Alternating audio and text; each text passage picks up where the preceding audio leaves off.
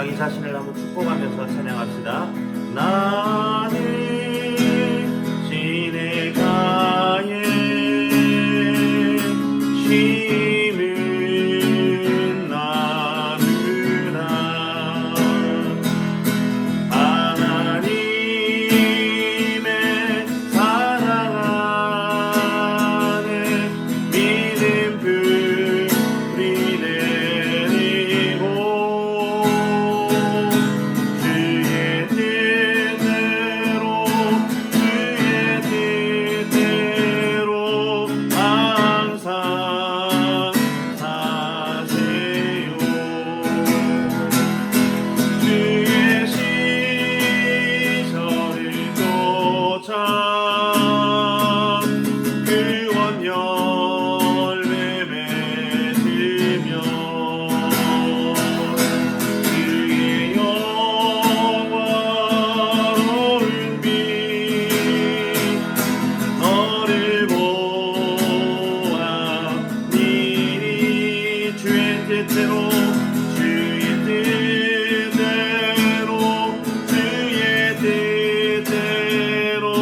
항상 살리라. 주의 시절을 쫓아 구원 열매 맺으며 주의 영화로운 빛 나를 보았니.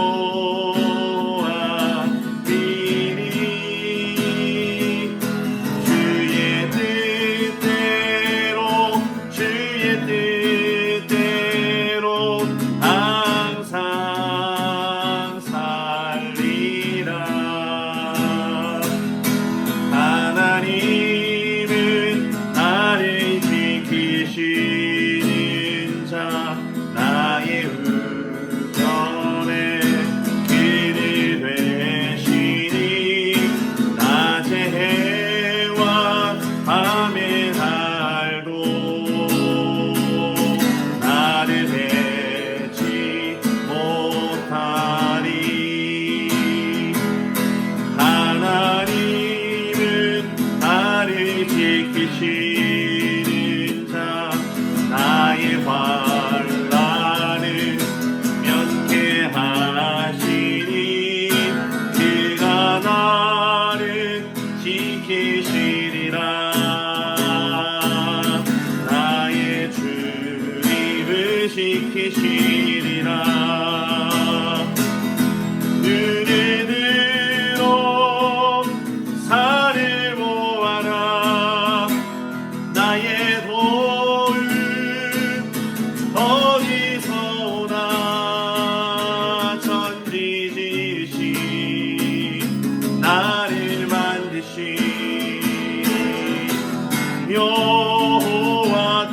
여호와께로다. 눈을 들어 산을 보라. 눈을 들어 산을 보아라. 나의 도움 어디서 나의 도움 어디서 오나. 천지지신 나를 만드신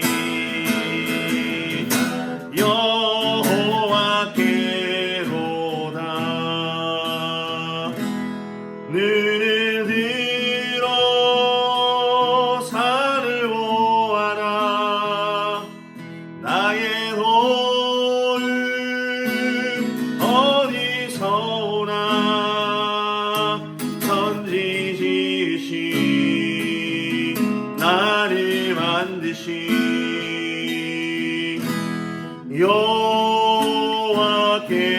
여호와께로다.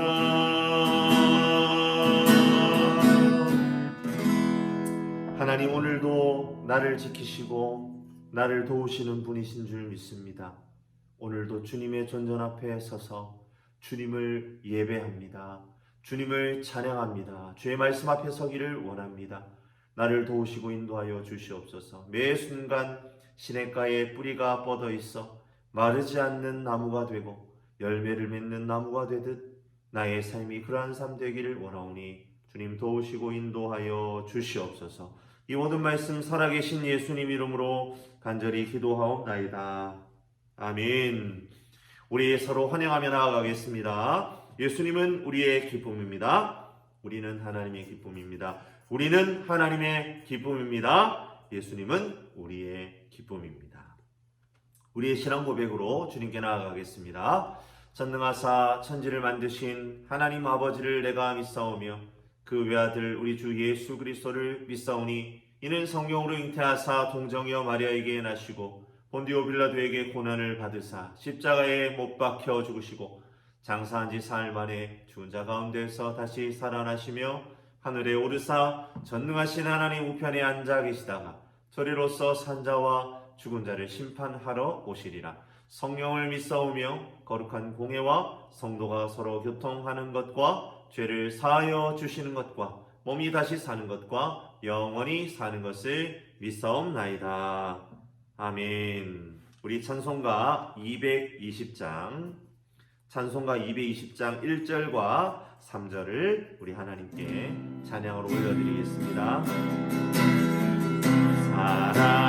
사랑하는 주님 앞에 형제자매 한자리에 신은혜 생각하며 즐거운 찬송 부르네. 그 예수 그 본을 받아 모든 사람 내 몸같이 환난 근심 위로하고 진심으로 사랑하세.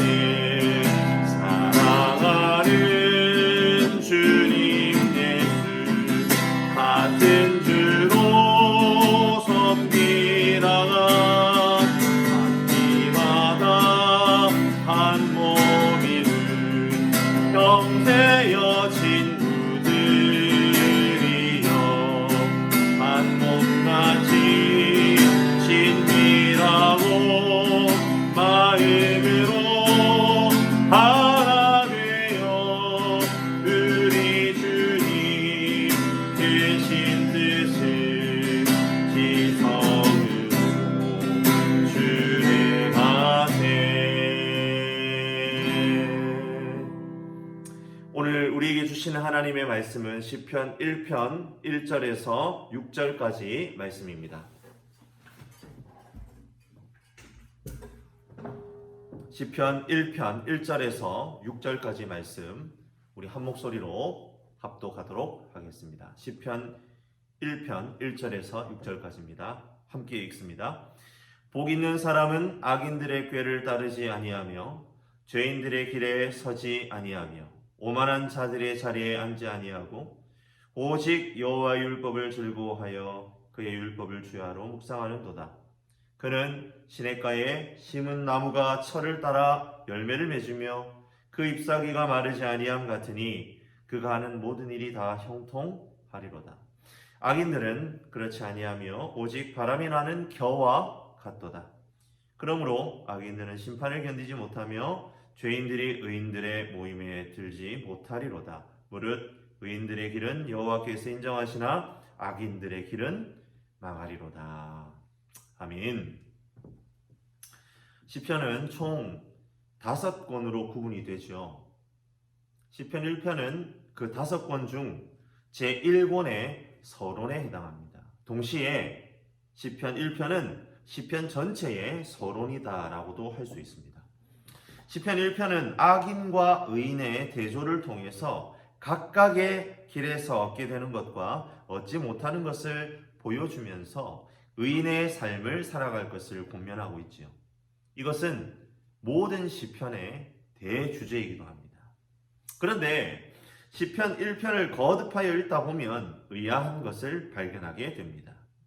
의인의 삶은 뭔가에 얽매여 있고 도리어 악인의 삶은 적극성과 진취성이 묻어나는 것처럼 생각을 하게 된다는 말입니다. 1절에 복 있는 사람은요, 악인의 꾀, 죄인의 길, 오만한 자의 자리를 피하는 사람입니다. 그런데 여기에서 묘사된 이 복 있는 사람은 수동적이죠. 하지 않고 서지 않고 앉지 않습니다. 우린 여기에서 어떤 것을 느낄 수 있습니까? 복된 삶은 하지 않는 것에서 출발한다라는 점이지요. 즉, 악인의 삶에 동조하지 않고 그들과 나란히 하지 않는 것에서 복된 삶이 시작된다는 겁니다. 하지만 사랑하는 청년 여러분, 우리는 시편 1편 1절에서 말하는 이 복 있는 의인의 수동성을 보면서 다소 실망스러울 수 있다라는 말이죠. 특히 청년의 때를 살아가는 우리들에게 무언가 내가 원하는 대로 나의 삶을 이끌어가고 싶은 시기에 그런 마음이 더 들 수 있다는 겁니다.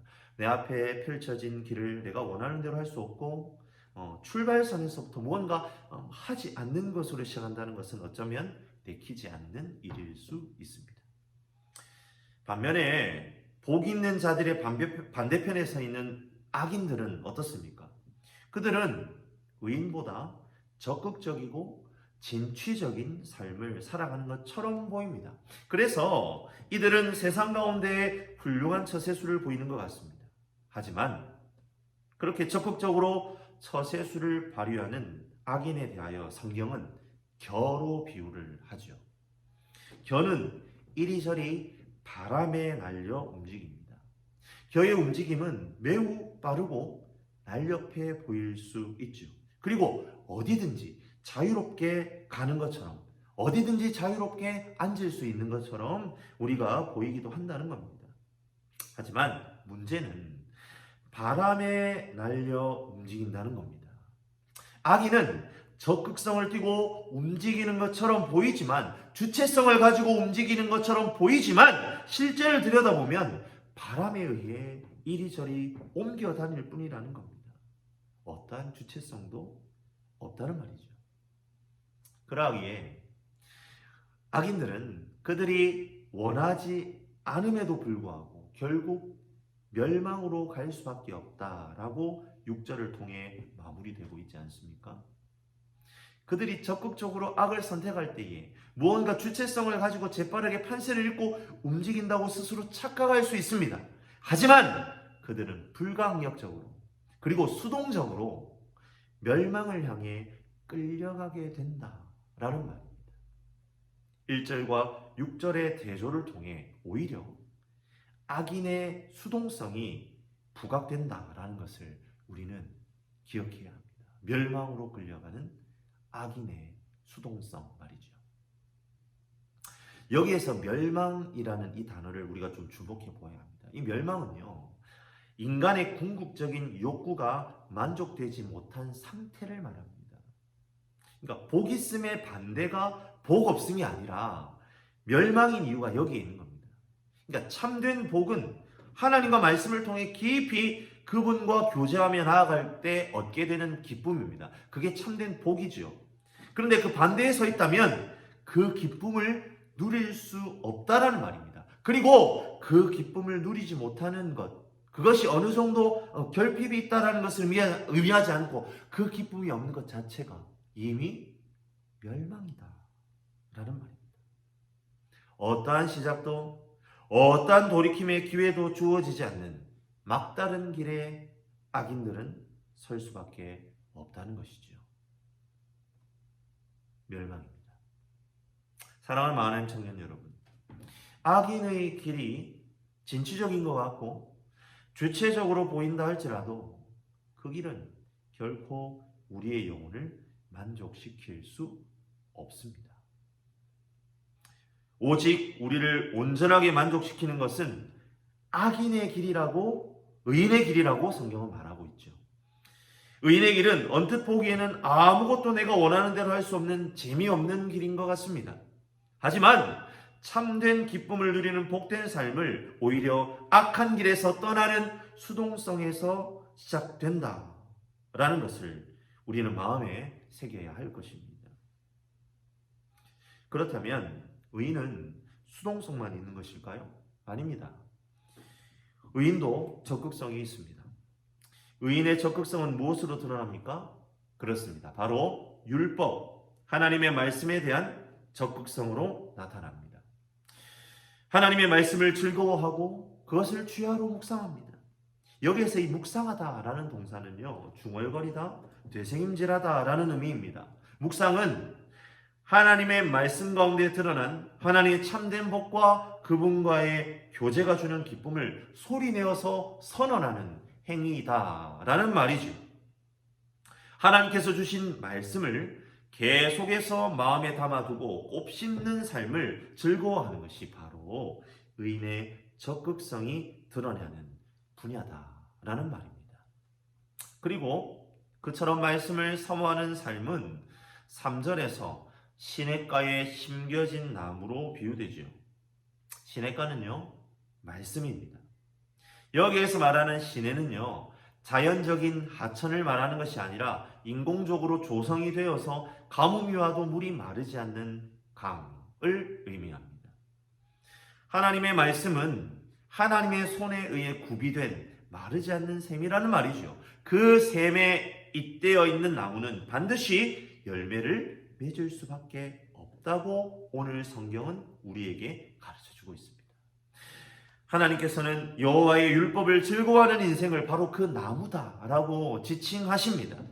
그리고 우리 한 사람 한 사람을 향하여 그 복된 삶의 자리로 초청하시는 것이죠. 우리는 지난 4월에 에스겔 말씀을 계속 묵상해 왔습니다. 그 가운데 에스겔 47장에 등장하는 이 성전 문지방으로부터 흘러나오는 큰 강의 양편에 서 있는 나무를 여러분들 기억하고 계실 겁니다. 기억하고 계십니까?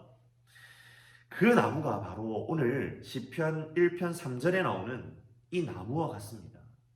에스겔 47장 12절에 등장하는 잎이 시들지 않고 달마다 새 열매를 맺는 그 나무 말입니다. 왜 잎이 시들지 않고 달을 따라 새 열매를 맺을까요? 성전으로부터 흘러나오는 성령의 생수가 뿌리를 통해 나무로 생명력이 전달되기 때문입니다. 이것을 시편 1편에서는 하나님의 말씀을 주야로 묵상하여 마음에 새긴 사람이 항상 그 생명을 공급받을 수 있는 것으로 해석이 되는 거죠. 성령 안에서의 하나님과의 교제, 말씀을 통한 성령 안에서의 교제가 복 있는 사람으로 하여금 매 순간 그 열매를 맺게 한다라는 말입니다. 반면에 악인은 잠깐 앞에서도 언급했지만 겨에 비유되죠. 겨는 열매를 싸고 있는 껍데기입니다. 겨에는요, 생명이 없습니다. 생명을 공급받을 수도 없습니다. 바람에 날려 이리저리 날려다닐 뿐입니다. 그러하기에 시냇가에 심긴 나무와 달리 열매를 맺을 수 없습니다. 생명을 공급받지 못하고 아무것도 체험받지 못합니다. 하나님과의 깊은 교제를 통해 얻게 되는 기쁨 또한 얻을 수 없습니다. 겨와 같은 악인은 결국 멸망의 상태에 놓일 수밖에 없는 것이지요. 2절과 5절을 다시 한번 비교해 보십시오.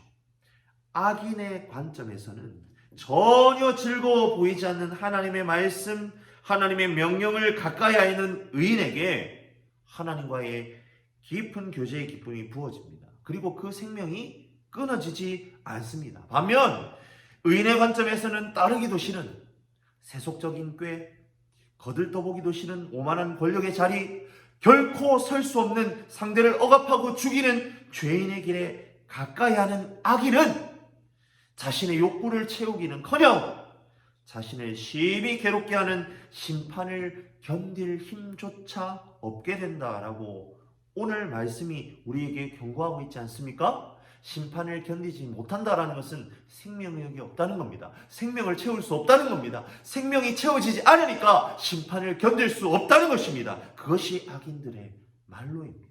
사랑하는 우리 만한 지체 여러분, 그러하기에 의인은 혹 악인이 형통해 보이고 의인이 고난을 당하는 것처럼 보이는 상황이라 할지라도 악인을 두려워할 필요가 없음을 오늘 시편 1편을 통해 깨닫게 합니다. 하나님의 말씀을 마음에 새기는 자만이 하나님과의 교제의 기쁨을 누리게 되고 하나님의 사랑을 깨닫고 하나님을 사랑하며 즐거워하는 행복한 삶을 누릴 수 있습니다. 그리고 그 기쁨만이 성도가 고난 중에도 넉넉하게 이기는 원동력이 된다는 사실을 믿고 나아가는 저와 여러분들이 되시기를 주님의 이름으로 간절히 축복합니다. 사랑하는 마하나임 청년 여러분, 이제 우리는 최종적으로 이런 질문을 우리 자신에게 던져보아야 합니다. 과연 나는 오늘 이 시편 1편이 말하고 있는 의인과 같은 삶을 사는 것이 가능한가? 라는 질문입니다. 오직 여호와의 율법을 즐거워하는 삶, 주야로 여호와의 율법을 묵상하며 되뇌이며 읊조리는 삶, 이것이 나의 삶의 동일시 될 수 있느냐라는 질문입니다. 그렇습니다. 우리는 결코 오늘 시편 1편이 말하는 의인이 될 수 없습니다. 내 의지와 노력으로는 말이죠. ESV라는 영어 번역본 성경이 있습니다. 여기에는 이 의인은 오직 한 사람으로 묘사됩니다. 복 있는 사람, the man이라는 말이죠. 오직 한 사람만이 이 조건에 부합하는 의인이라는 말입니다. 누구일까요? 그렇습니다. 오직 한 분, 예수 그리스도입니다. 그분뿐이기에 더 맨이죠. 그분뿐이기에 오직 복 있는 한 사람입니다. 그리스도 예수만이 유일무이하게 더할 나위 없는 시편 1편의 복 있는 사람입니다. 그렇다면 우리는 이 1편의 말씀을 통해 우리 스스로를 어떻게 바라보아야 한다는 말입니까? 목사님, 그러면 우리는 영영 안 되는 겁니까? 우리는 글러먹은 겁니까? 우리는 그 의인, the man, 오직 예수 그리스도에게만 우리의 정체성을 그분에게서만 찾아야 한다라는 말이죠. 복 있는 사람은 우리의 의인이신 예수 그리스도이십니다. 우리는 그분의 의가 우리에게 전가되어 구원을 받고 복을 누리는 사람이 된다라는 말이죠. 복 있는 의인의 영이 내주하는 사람, 성령이 내주하는 사람으로 내가 설 때에 비로소 우리에게 소망이 생깁니다. 시편 1편의 복 아래에 있는 사람으로 살겠다는 다짐이 가능해진다라는 겁니다. 내 안에 거하시는 성령께서 나로 하여금 의인의 길, 예수께서 걸으셨던 그 의로운 길을 걷고 악인의 길을 걷지 않으려는 그 바람을 불러일으키신다는 겁니다. 내 마음 가운데 그 마음을 일으켜내십니다. 그러하다면 우리는 순종할 수 있는 것이지요. 악인의 꾀를 쫓지 않습니다. 오만한 자의 자리를 피할 수 있습니다. 죄악된 길에 서서 죄가 주는 굴종의 단맛에 취하지 않게 된다라는 말입니다. 사랑하는 많은 청년들이여, 어떤 삶에 자신을 드리겠습니까? 바울 사도가 이야기한 것처럼 죄의 날을 들여 불의의 무기로 사용되기를 원하십니까? 아니면 성령의 드림바 되어 의의 무기로 쓰임받기를 원하십니까? 내 안에 계신 성령 하나님께 집중하여 그분이 원하는 삶을 살아드리기를 간절히 축복합니다. 매 순간 말씀을 사모하는 삶을 살게 해달라고 우리는 구해야 합니다. 말씀을 즐거워하는 거룩한 습관이 내 안에 자리 잡히도록 구하며 나아갑시다. 그때에 하나님께서 우리의 기도에 응답하실 줄로 믿습니다. 지금은 하나님의 말씀을 가까이 하는 것이 낯설고 말씀 한 구절을 읽어내는 것이 버거울 수 있습니다. 하지만 말씀 묵상이 습관이 되고 그것보다 더 즐거운 것이 없다는 것을 내 입술로 고백하는 그날이 반드시 올 것입니다. 그때에 우리는 복 있는 삶, 시냇가에 심기어 때를 따라 열매를 맺는 삶을 살아드리게 될 것입니다. 그 복된 삶으로 여러분을 초청합니다. 하나님 가운데 그 놀라운 은혜가 끊임없이 부어지게 되기를 주님의 이름으로 간절히 축원합니다. 기도하겠습니다. 고맙고 감사하신 하나님 아버지, 우리를 건져내시고 우리를 죄로부터 구원하신 하나님의 그 놀라운 은혜를 찬양합니다. 하지만 우리의 삶의 면면을 들여다보면 우리는 오늘 이 시편 1편에 나타나 있는 그 복 있는 사람처럼 하나님의 말씀을 즐거워하고 그것을 주야로 묵상하는 삶을 살고 있지 못하다라는 것을 다시 한번 깨닫게 됩니다. 하나님, 그것이 나의 의지로 나의 노력으로 또한 되는 것이 아니다라는 것을 또한 더불어 깨닫게 됩니다. 오직 한 분이신 의인 예수 그리스도를 내가 붙잡아 나아갈 때에만 나는 참으로 참된 의인으로 복 있는 사람으로 세워지게 되는 줄로 믿고 나아가는 우리의 심정이 되기를 원합니다. 하나님, 구원받았으나 마치 구원이 없는 사람인 것처럼 하나님의 나라가 없는 것처럼 살아갔던 우리의 죄된 삶의 자리들이 있지는 않았는지, 오늘 시편 1편 1절에 나타나 있는 것처럼 오만한 자의 자리, 죄인의 길, 악인의 꾀로 내 삶을 점철하여 나아왔던 시간들은 없었는지, 이 시간 다시 한번 내 삶을 돌이키고 회개함으로 나아갑니다. 하나님, 거기로부터 돌이킬 수 있도록 주님 인도하여 주시옵소서. 하나님, 그것이 내 힘과 내 능력으로 되지 않습니다. 내 안에 계신 성령께서 나를 다스리시고 내 마음을 바꾸어 주실 때에 내 마음 가운데 정말 주님의 말씀을 사모하고 열망하고 꿀송이처럼 달달하는 그 고백이 내 안에 충만하게 일어날 때에 내가 하나님 주의 말씀을 주야로 묵상하며 내 삶의 변화가 일어나게 될 줄로 믿습니다. 하나님, 나를 다스려 주시고 하나님, 악인의 길로 돌이켜 악인의 길로부터 돌이켜 의인의 길을 걸어가는 나의 삶이 될 수 있도록 주님 나를 도우시고 인도하여 주시옵소서. 주님, 오랫동안 모이는 예배로 모이지 못하여 피폐해 있는 우리의 심령은 아닌지, 하나님, 이때에 다시 한번 하나님의 말씀으로 우리가 견고하게 세워져 가고 주님이 기뻐하시는 일을 감당하여 나아가는 우리 모든 하나님 식구들이 될 수 있도록 주님 은혜 능력을 더하여 주시옵소서. 오늘도 우리와 함께 하시는 주님을 찬양하오며 이 모든 말씀 살아계신 예수님 이름으로 간절히 기도하옵나이다. 아멘. 하늘에 계신 우리 아버지여, 이름이 거룩히 여김을 받으시오며 나라 임하옵시며 뜻이 하늘에서 이룬 것 같이 땅에서도 이루어지이다. 오늘날 우리에게 일용할 양식을 주옵시고 우리가 우리에게 죄 진 자를 사하여 준 것 같이 우리 죄를 사하여 주옵시고 우리를 시험에 들게 하지 마옵시고 다만 악에서 구하옵소서. 대개 나라와 권세와 영광이 아버지께 영원히 있사옵나이다. 아멘.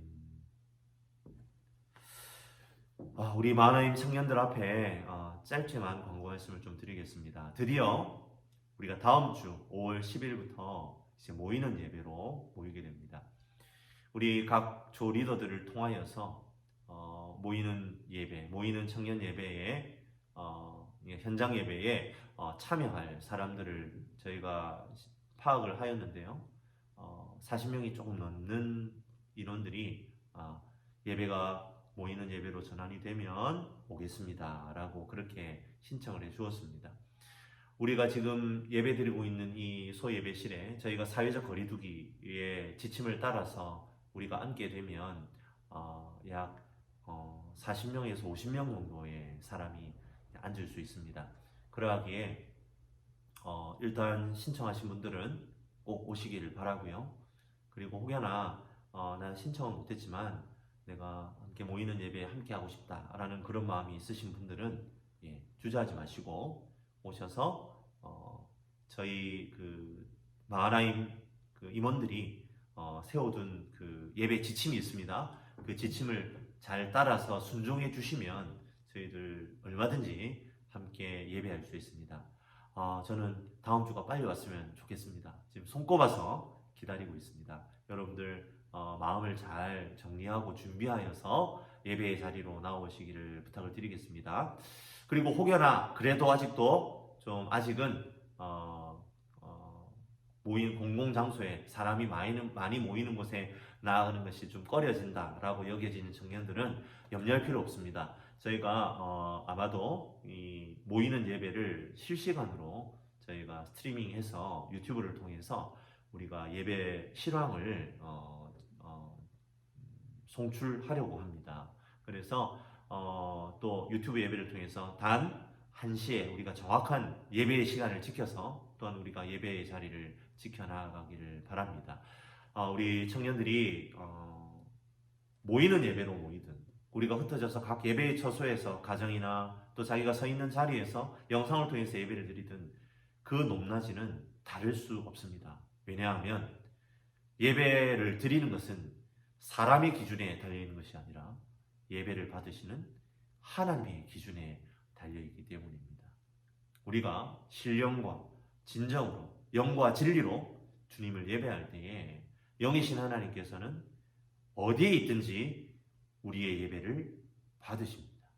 우리 청년들 그것을 꼭 기억하셔서 나오셔서 예배를 드리든 또 실시간으로 어딘가 어느 자리에서 예배를 드리든 우리의 마음의 높낮이가 다를 수는 없을 것입니다. 이것을 꼭 기억하셔서 그렇게 가기를 바랍니다. 그리고 5월 한 달 동안은 조 모임, 목장 모임은 없습니다. 저희가 5월 한 달 동안 모이는 예배만 재개를 하고요. 6월부터 코로나 사태의 추이를 좀 감안해서 목장 모임을 열 것인지 말 것인지는 그때 가서 또 우리가 좀 의논해 보아야 될 부분인 것 같습니다. 그래서 저희가 예배만 드리고 또 각자의 처소로 돌아가는 그런 과정을 아마 4주에 걸쳐서 진행하게 될 것 같습니다. 그것을 기억하셔서 예배의 자리에 함께 동참해 주시기를 바랍니다. 우리 다음 주에 모이는 예배로 얼굴을 보고 또 여전히 영상으로 함께 만나도록 하겠습니다. 다음 주에 뵙도록 하겠습니다. 전국의 삶